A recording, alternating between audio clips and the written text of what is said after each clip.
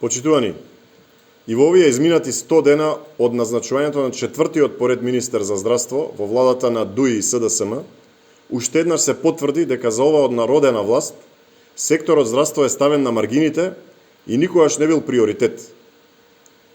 Политички пазар и калкулации при избор на директори, немање пристап до здравствена услуга за пациентите, деградирање на здравствените работници, здравство кое само повремено се закрпува со донации.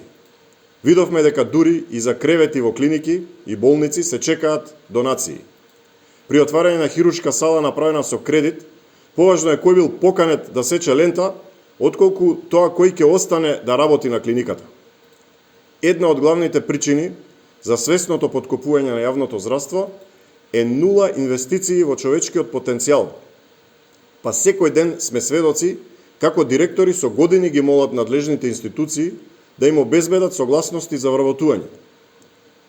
Ниту по цели 2 години нема решение за проблемот за недостиг на стотина здравствени работници во Штипската клиничка болница. Исто толку недостасуваат и во Битолската болница. 10 специјалисти недостасуваат на Институтот за радиологија, каде се вршат диагностички процедури, а третманот на пациентите е клучно да започне во што порана фаза. Наместо тоа, заради недостиг на кадар, граѓаните со месеци чекаат да дојдат најпрво до термин, па потоа и да дојдат до резултат. А речи си и да не постои здравствена установа во која нема недостиг на медицински сестри.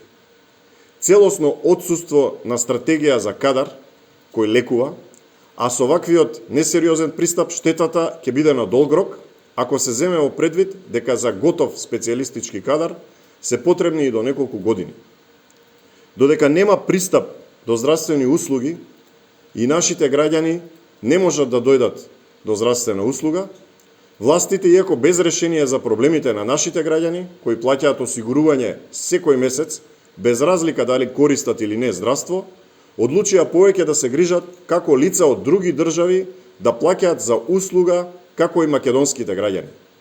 Нејасно е колку оваа мерка ќе ги чини македонските граѓани и како ќе се дојде до тие пари во македонското здравство и како македонските пациенти ќе се лекуваат во здравството. Низата на проблеми, стратешки грешки, не се намалува и покрај назначениот четврт министер за здравство. Токму поради тоа, оваа влада мора да замине што поскоро и да започне процес на обновување на различните сегменти во државата. Ви благодарам на вниманието.